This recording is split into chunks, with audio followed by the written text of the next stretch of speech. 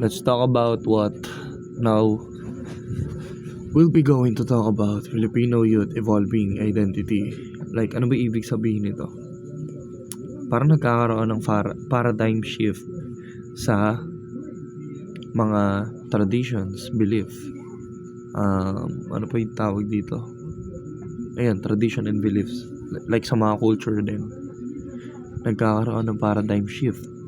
Like, paano ba nababalance ng isang estudyante yung, alam mo yun, yung sasabihin nila sa'yo na wala kang utang na loob, anak kita, ganyan, pinalaki kita. Let's talk about it. Like, for me kasi, it was a little bit toxic. It was toxic talaga, huwag na tayo magplastikan. Like, sasabihin sa'yo ng parents mo na ganun, na wala kang utang na loob, pinalaki kita, ganyan. Like, the child didn't wanted to be born. Like, she or he didn't ask for it.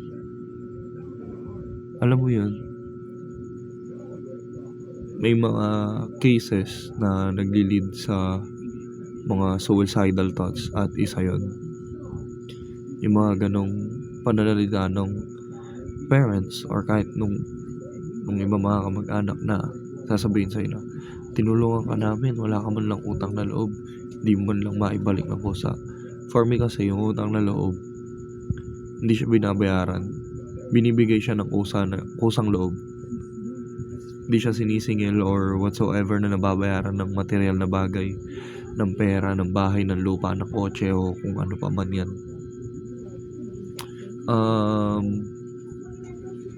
It was hard. Like, pag maririnig mo yun, syempre diba ang sabi nila, blood is thicker than water.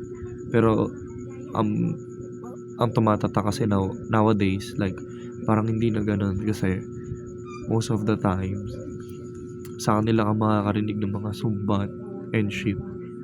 Sinuportahan ka namin simula noon hanggang ngayon, tas ganyan lang isusukli mo sa amin. Like, let's take this for example. Isang student na simula elementary hanggang high school, hindi siya nagkaroon ng bagsak, pero dumating yung 4th year niya as a college, like running for summa cum laude siya, ganun, tas nagkaroon siya ng let's say 5 or 3, tas maririnig maririnig niya sa mga nagsustento sa kanya or nagsupport sa kanya na pinag-aral ka namin, bakit ganyan yan simula noon hanggang ganyan, bakit ngayon ka pa bumagsak, bakit ngayon ka pa nag-slack off, bakit ngayon ka pa nagkulang. Like, hindi biro yung pag-aaral. It's not, especially kung paano ba to, hindi biro yung pag-aaral, especially kung nasasabayan siya ng stress. Hindi lang naman kasi sa bahay na i-stress yung isang tao, maraming factors, sa eskwelahan, sa trabaho, and yun, big respect pa rin sa mga sa mga working student na napagsasabay yung pag-aaral at pagtatrabaho. Like, they were doing good at both things. Thumbs up para sa inyo. And ayun, masyado na yata tayong lumalayo sa topic. Yun lang, it was hard. Kaya sa mga may sinusustentuhan dyan, mga parents out there, don't be harsh on your sons, on your daughters. Ayun, yun lang masasabi ko, don't be harsh.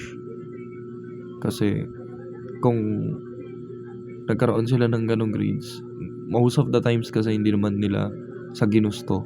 It's just that kailangan din nila ng pahinga, or at the very least hanggang doon yung kaya nilang ibigay. Ayun, mahirap din kasi Like yung paradigm shift na yun, hindi siya, alam mo yun, isang biglaan lang na gano'n, na dapat makapag-adapt ka sa mga bagong bagay, sa mga bagong pananaw sa buhay. Grasping things isn't that easy though. Ayun, medyo naubusan na ako ng idea. Pero let's try to make it broad. Ayun, yun lang yung masasabi ko. So yun lang muna siguro. Ewan ko kung na-explain ko siya maigi. Basta to wrap it up, ang pinupunto ko lang, mahirap mag-grasp ng bagong perspective, ng bagong belief, ng bagong culture, ng bagong tradition. Pero hindi ko naman sinasabi na mag-stick kayo sa lumang tradition. Pero if you think that you were right, magsalita kayo. I mean, hindi naman yung pabalang na sagot ha. Try to make the conversation, just to try the conversation, smooth lang, swiftly lang, ganun. Hindi naman yung sasagot kayo ng pabalang. At the very least, dapat alam nyo rin yung tamang pag-approach. Especially kung magdadahilan kayo or sasabihin nyo yung opinion nyo. Yeah, that's it. Bye.